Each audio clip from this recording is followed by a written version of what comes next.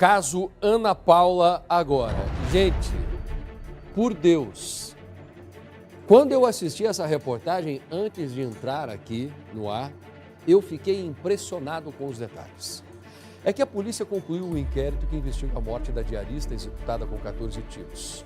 Nós tivemos acesso a um laudo da perícia que é impressionante. Impressionante. O Marco Ramon diz que não é o atirador e o advogado Wagner, ex-marido da Ana Paula, confessa que de jeito algum mandaria matar essa mulher. Porém, o que você vai ver agora não deixa dúvida alguma. Eu quero que você preste muito bem atenção. Não existe outra possibilidade. Não existe outra possibilidade. Por favor, todos os detalhes comprovam que sim, estes dois cafajestes planejaram e executaram Ana Paula. A reportagem, ela não tem medo da verdade. É com o carimbo aqui do Tribuna da Massa. Vamos ver?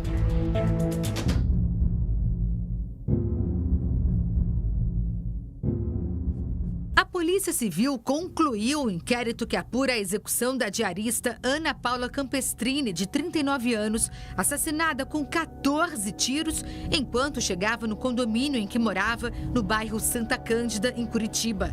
O crime aconteceu no dia 22 de junho e, conforme aponta a investigação, foi premeditado 2 meses antes. Tudo isso se encaixa dentro de um padrão de planejamento, sabe? O que começa a o que nos faz acreditar possa ter havido realmente uma emboscada para a vítima. 4 análises periciais foram solicitadas pela polícia para reforçar a hipótese do envolvimento de Wagner Organauskas e de Marcos Antônio Ramon no assassinato da vítima, que foi perseguida até em casa. Nós tivemos acesso aos documentos que colocam pelo menos o diretor do Clube Morgenal na cena do crime. O inquérito aponta que ele agiu sob ordem do presidente, ex-marido da vítima. Imagens de 8 câmeras de segurança foram analisadas. Ana Paula foi perseguida desde a saída do clube até a chegada ao condomínio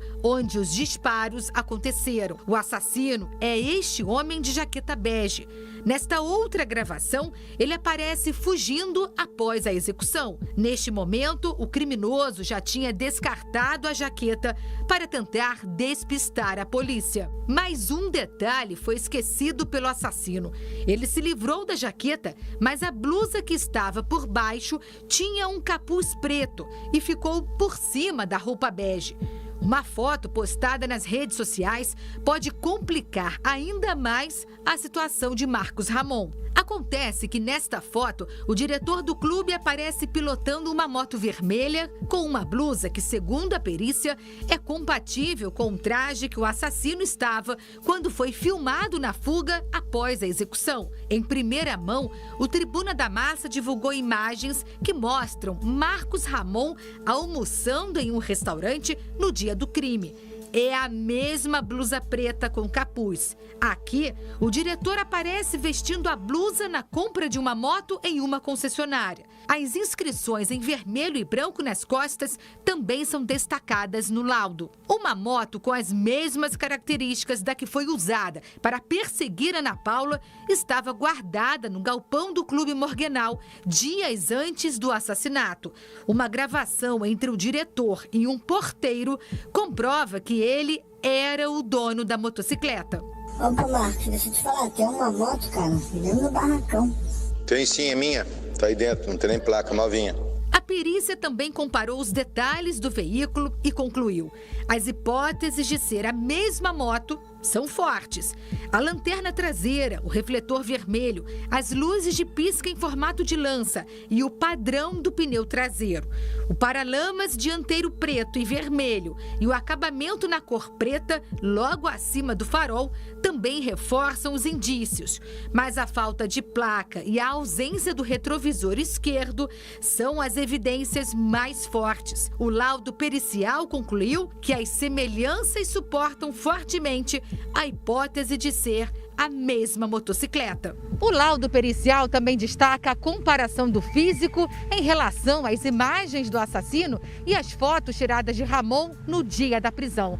Apesar das gravações serem de baixa qualidade e do criminoso estar usando capacete e jaqueta, a parte inferior do corpo tem pontos semelhantes. O indivíduo nas filmagens é caucasiano e pela região inferior, glúteos e coxas, observa-se que possui sobrepeso moderado, ou seja, características compatíveis com o diretor do clube. Também foi levado em conta o fato de o atirador ser canhoto, assim como Marco Ramon. Funcionários do clube já desconfiavam das semelhanças e também da comparação dos trejeitos. Pela questão não só da fisionomia dele, né, da questão do corpo e tudo mais, mas da questão de ficar levantando a calça. Na hora que ele levanta a calça para guardar a arma, ele ao mesmo tempo levanta ela. Não precisei ver rosto nem nada, e nem só eu. Só o jeito da fisionomia da pessoa e dele levantar, a gente já conseguiu identificar. A maneira como ele sacou a arma da cintura é muito parecido com, por exemplo, quando o Marcos está ajeitando o cinto ou quando ele puxa, sei lá, do bolso. Por último, outro laudo pericial fez a análise de um dos celulares do diretor do clube. A perícia concluiu que no dia do crime, ele teria apagado mensagens comprometedoras que trocou com Wagner Oganauskas, suposto mandante da execução de Ana Paula. Antes de ser preso, Marcos também teria quebrado o aparelho, supostamente para se livrar de provas. Mas pelo menos parte do conteúdo foi recuperado e está sob investigação. Aguardamos que nos próximos dias aí o Ministério Público oferecerá ou não a denúncia contra os mesmos.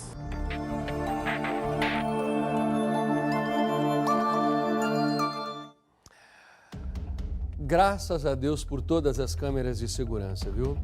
Porque se não fossem estas imagens, os dois calhordas estariam negando até agora e provavelmente já estariam soltos por falta de provas.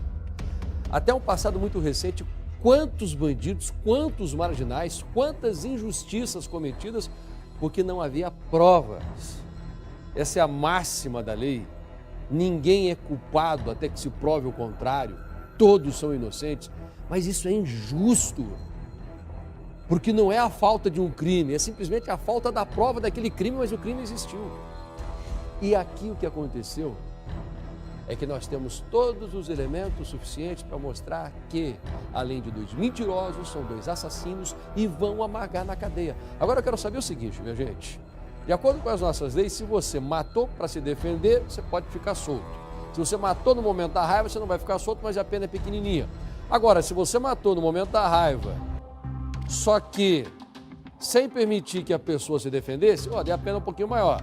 Ah não, mas não foi no momento da raiva, não foi no calor da emoção. Você planejou o assassinato. Opa, daí a pena vai aumentando. Essas são o que nós chamamos das qualificadoras, ou seja, um homicídio com qualificações diferentes. Qualificadoras diferentes. E é justamente sobre isso que eu vou perguntar para a Juliana. Não foi um crime comum, aquele tipo de assassinato que permite que o assassino e o mandante passem pouco tempo atrás das grades. Não!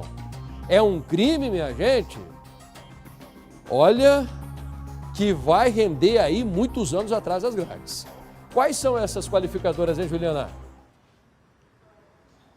Passaia, são várias qualificadoras. Esse inquérito policial que apurou a morte de Ana Paula Campestrini foi encerrado, então, neste final de semana. Mais de 40 pessoas foram ouvidas, entre testemunhas e pessoas ligadas a Ana Paula Campestrini e a Wagner Oganauskas, um ex-marido de Ana Paula. O Marcos Antônio Ramon, suspeito de ser o atirador quem atira e mata Ana Paula, e o ex-marido Wagner Oganauskas foram indiciados por diversos crimes. Quem explica esse indiciamento, essas qualificadoras, delegada Tatiana Guzella, que cuidou da investigação desse caso. Delegada, uma investigação minuciosa, repleta de provas, um caso que chocou a todos realmente.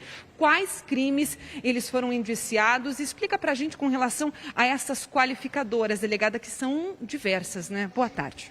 Boa tarde, Juliana. Boa tarde, Passaia. Boa tarde, telespectadores. Boa tarde, equipe.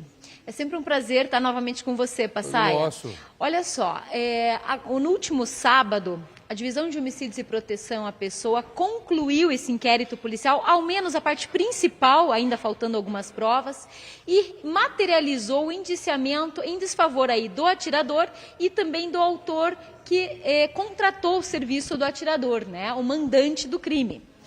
Com relação ao atirador, nós entendemos estarem presentes 3 qualificadoras, ou seja, homicídio triplamente qualificado, pelas seguintes: mediante paga e motivo torpe, segundo, meio cruel e terceiro, impossibilidade de defesa da vítima e emboscada.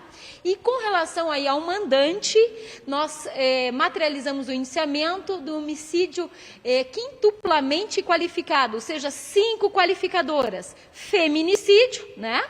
Uma vez que ele era ex-marido aí da própria vítima, aí as mesmas que eu já citei aqui, que então impossibilidade de defesa da vítima e emboscada, meio cruel, motivo torpe, mediante paga e também para assegurar vantagem em outro crime. Delegada, a gente pode dizer que esse crime também teve um cunho homofóbico, já que várias testemunhas relataram durante essa investigação que o Wagner Oganauskas, ele realmente era um homem preconceituoso e que era homofóbico realmente?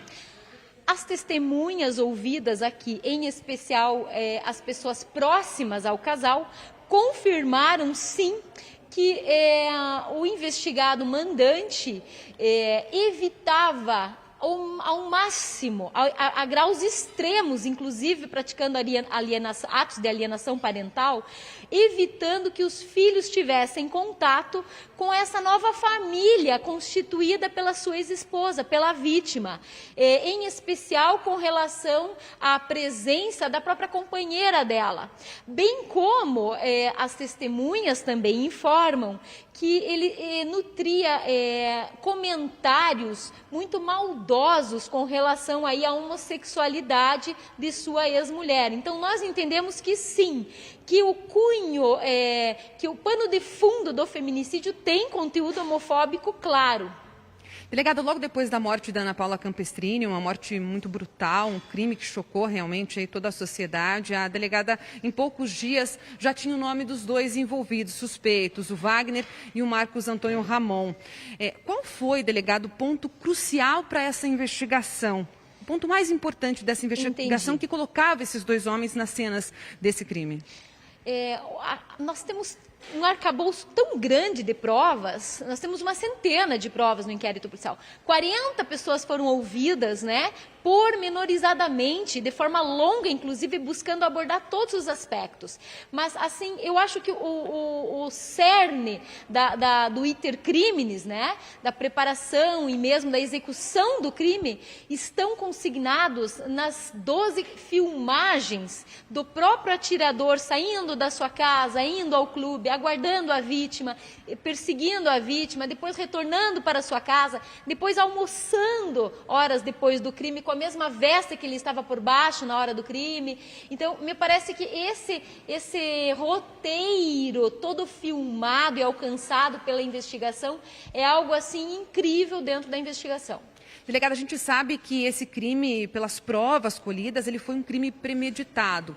Agora, o que a polícia também descobriu durante a investigação é que o Marcos Antônio Ramon, o atirador, ele preparou um dossiê, delegada, sobre a vida de Ana Paula Campestrini, rastros dessa mulher, por onde ela andava, endereços. Preparou esse documento? Sim, sim. Essa foi uma parte assim, bastante que ressaltou os olhos da equipe de investigação, porque além do pagamento que ocorreu lá em abril de R$38 mil, pode ser até que tenha mais pagamentos, porque os extratos que foram representados aqui pela quebra do sigilo bancário dos investigados ainda não chegaram das operadoras, então as instituições bancárias. Então nós estamos aguardando essa resposta para saber se não houve mais pagamentos, né? Esses 38 mil estão cabalmente provados. Isso foi lá, dia 12 e 13 de abril. Então, nós temos ali a compra da segunda moto, inclusive essa motocicleta usada do crime, foi constatado pela perícia que estava no celular do atirador a foto dessa moto, com apenas um retrovisor, exatamente a mesma do crime. Então, nós temos aí a compra da moto, o curso de tiro tipo pistola, que foi constatado também no aparelho celular do atirador.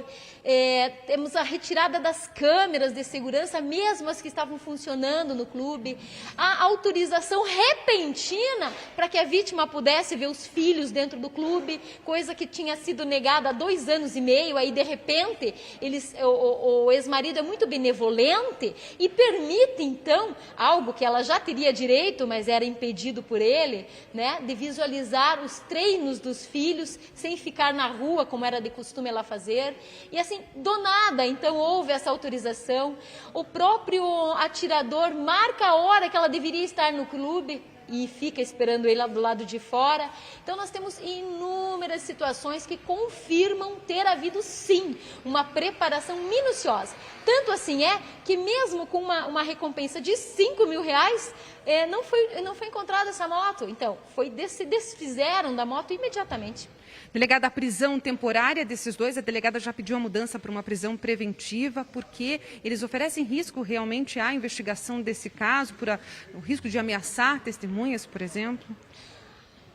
A Polícia Civil representou, sim, pela conversão da prisão temporária de ambos os autores para uma prisão preventiva com base em 2 elementos trazidos no artigo 312 e 313 do Código de Processo Penal, que seriam garantia da ordem social e também conveniência da instrução criminal. O que significa dizer? Que, segundo entende a Polícia Civil, há risco sim de os 2 coautores em liberdade praticarem atos iguais ao que eles já estavam praticando, em especial destruir provas, ameaçar testemunhas, quem sabe até matar pessoas, uma vez que já mataram friamente Ana Paula, né? Então acredita-se necessária a permanência de ambos na prisão. Agora, delegado, o Ministério Público tem 5 dias para definir se oferece ou não denúncia. A gente sabe que não depende da delegada agora, mas para a gente entender um pouco com relação a todas essas qualificadoras, esses crimes que eles estão sendo indiciados. Quantos anos, delegado, esses homens podem ficar presos? Podem pegar quantos anos de cadeia? O artigo 121, parágrafo 2º do Código Penal, traz lá que é uma pena para homicídio qualificado, uma pena entre 12 a 30 anos. Tá? Mas nessa investigação ficou muito cabalmente demonstrada diversos fatores de qualificação. Alguns deles, o juiz, na hora da dosimetria da pena, pode entender, como alguns deles, como qualificadora e outros deles como majorantes de pena, porque são muitos, né?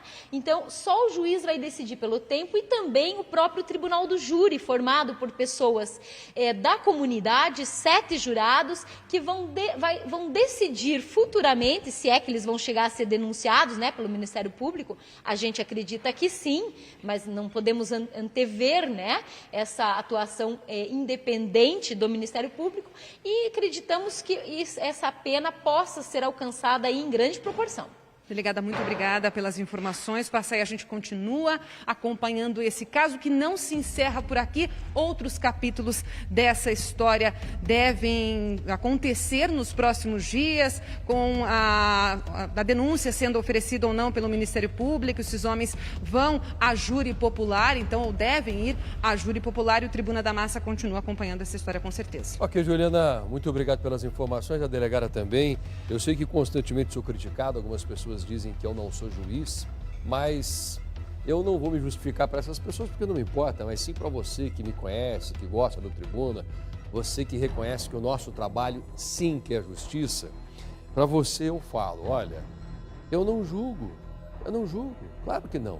Porque se eu fosse juiz, esses caras pegariam com certeza mais de 50 anos de prisão para apodrecerem dentro do xilindró. Então eu não posso julgar. A única coisa que eu faço aqui é informar e depois dar a minha opinião. E com as informações que nós temos, eu posso opinar. 2 calhordas, cretinos que merecem cadeia. E para que não haja dúvida para você que está chegando aqui agora, nós preparamos um material que mostra que sim, o Marco Ramon é o atirador. Gente, definitivamente, o material é curtinho, mas ele deixa tudo, olha, eu vou economizar a palavra porque tem criança me assistindo. Eu vou deixar que você opine. Preste atenção, o Ramon é o assassino e se ele é o assassino, o companheirinho dele é o mandante. Põe na tela. Uma moto com as mesmas características da que foi usada para perseguir Ana Paula estava guardada no galpão do Clube Morgenal dias antes do assassinato. A perícia também comparou os detalhes do veículo e concluiu: as hipóteses de ser a mesma moto são fortes. A lanterna traseira, o refletor vermelho, as luzes de pisca em formato de lança e o padrão do pneu traseiro. O paralamas dianteiro preto e vermelho e o acabamento na cor preta, logo acima do farol, também reforçam os indícios. Mas a falta de placa e a ausência do retrovisor esquerdo são as evidências mais fortes. O laudo pericial concluiu que as semelhanças suportam fortemente a hipótese de ser a mesma motocicleta.